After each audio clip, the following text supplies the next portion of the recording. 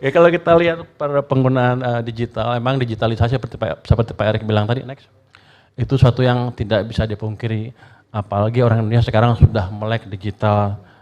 Kalau kita lihat pertumbuhan mobile, koneksi mobile aja tahun 2021 ke 2022 itu 3,6%, itu 13 juta. Yang punya smartphone 96% dari 96% dari total populasi hitungannya ya. Walaupun saya yakin Pak Erik punya 5, ada juga yang nggak punya. Tapi ini menggambarkan bahwa memang masyarakat kita sudah bergerak ke arah digital. Itu tidak bisa dihindari lagi. Next, kalau kita lihat COVID, dampaknya apa? COVID ini amat mendorong kita ke arah digital ya. Kalau kita lihat tahun 2021 nih,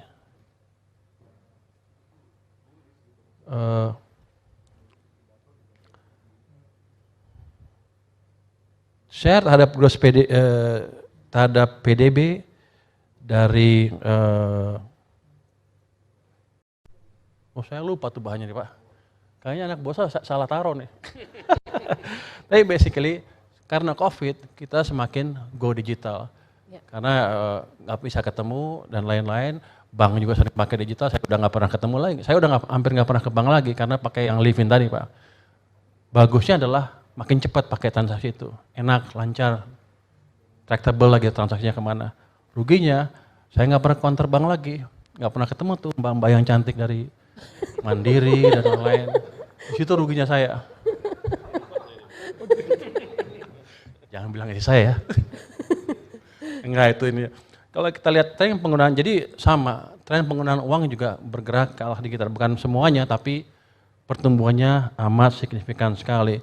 Kalau Anda lihat di gambar ini, transaksi uang elektronik tahunan itu mencapai 239 triliun. Dari tadinya hanya kecil sekali. Transaksinya sudah 5.452 juta atau 5 miliar lebih ya di tahun 2001 saja. Dan pertumbuhannya kalau Anda lihat 2009 0, 0, 0, 0 ke sini semakin menggila. Semakin gila, semakin cepatlah pertumbuhan itu gambar yang sebelah kiri atas itu.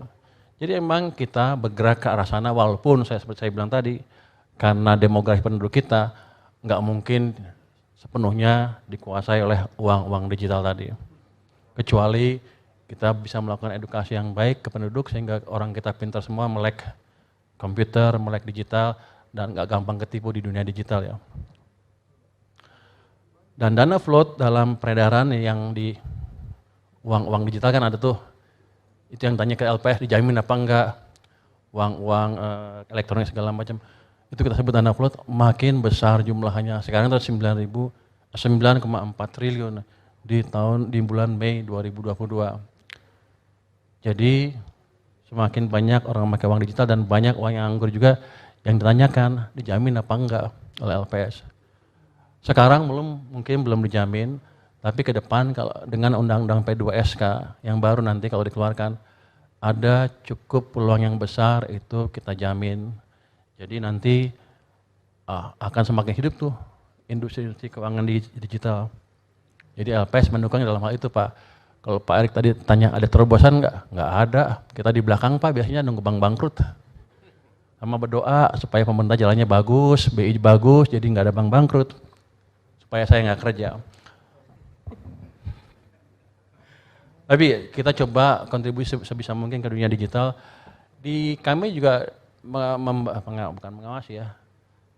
Ada 1.600 BPR yang kita tanggung dananya juga. Mereka sebagian besar kemampuan digitalnya amat lemah. Saya sedang mencoba membuat framework digital yang bisa mereka pakai sehingga mereka bisa bersaing nanti Pak dengan bank-bank digital. Sedikit dengan bank BUMN, nggak banyak Pak, itu kecil-kecil kok Pak. Jadi jangan dibunuh sama bank BUMN. Tapi itu arah kita ke sana ya untuk sumbangannya ke dunia digital.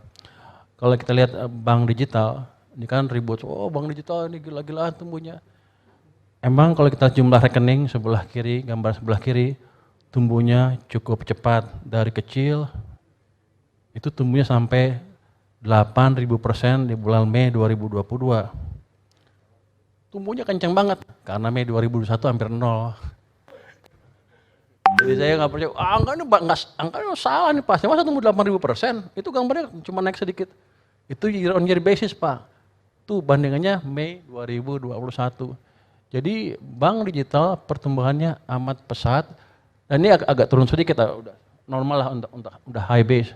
Tapi basically ini suatu pertumbuhan yang amat fenomenal dan ke depan mungkin akan terus bertumbuh dengan baik, apalagi Pak Erick turut mendukung pertumbuhan bank digital di BUMN. Yang jadi pertanyaan kami adalah uangnya dijamin apa enggak? Itu kan untuk LPS dijamin apa enggak? Kami jamin sesuai kalau memenuhi undang-undang. Jadi bank digital sama bank konvensional tuh sama sebenarnya bisnisnya di mata kami ya.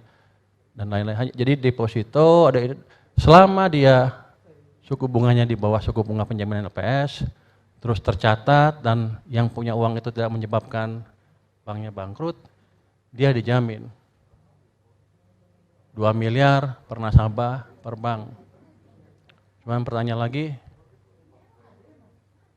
bank digital kan jor-joran sekarang, masih 8% dan lain-lain, dijamin nggak bunganya?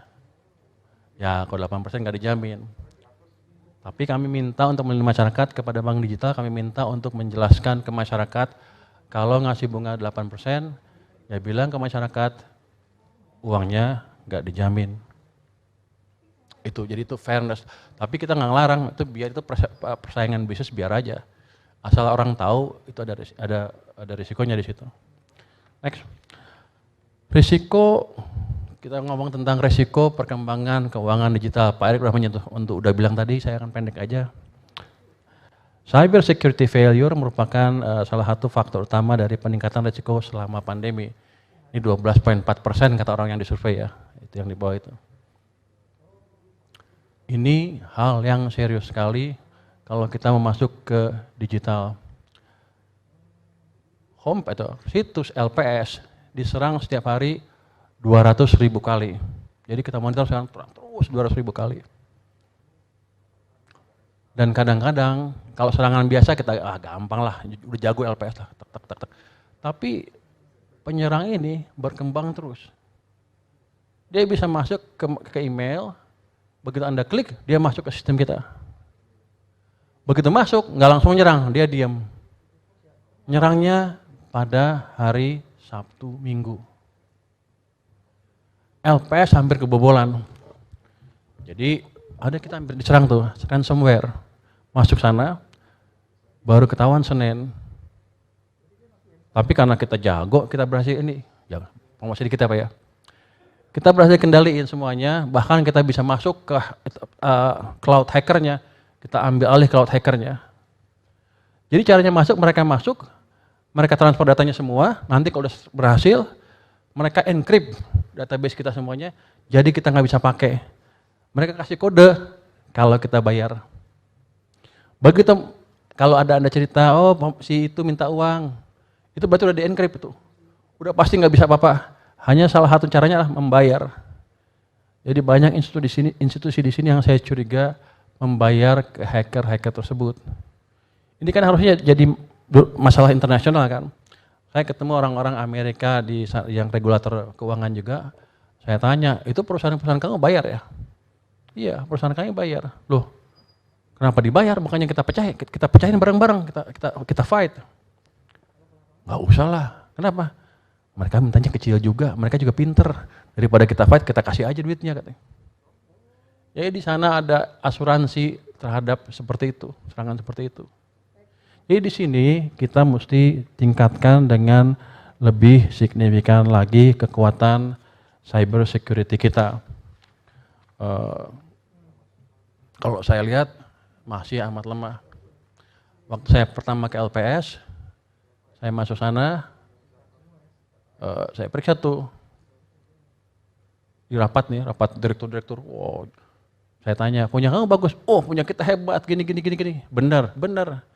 Saya kebetulan sewa satu orang Pak hacker jagoan. Kamu maju. Lu tes, hidup punya kamu, internetnya hidup. Oke, sekarang matiin, kamu belum matiin berapa lama? 5 detik Pak, kata orang. Coba matiin sekarang. Tak, langsung mati. Oh Pak, ternyata bukan 5 detik, setengah detik udah mati. Jadi event LPS yang besar itu pada waktu itu ya, kita masih lalai tentang keamanan security ya. Cyber security masih ini. Kita betulin mati-matian Pak waktu itu. Sekarang sudah aman, makanya kita bisa tuh nangkep atau ngelawan si hacker tadi. Jadi kita masih bertempur mungkin secara pribadi dia. Sekarang dia sebel karena kita bisa nanganin punya dia, ngatasin punya dia. Yang kita takutkan katanya dia menyerang balik. Kalau saya bilang biar aja sekalian ujian punya kita. Tapi cyber security adalah satu yang penting dan kami menghadapinya dengan serius. Jadi kami buat prosedur gimana untuk melawan itu, ada SOP-nya tuh Pak. Kalau komputer memakai komputer seperti apa. Terus komputer kami nggak boleh dibawa pulang segala macam, harus pakai komputer kantor, nggak boleh pakai komputer sendiri. Karena kalau nggak kita pasti bobol. Ini beberapa cara untuk minimalisasi risiko cyber. Tapi pada dasarnya hacker selalu berkembang dan kita harus selalu siap dengan strategi hacker yang baru.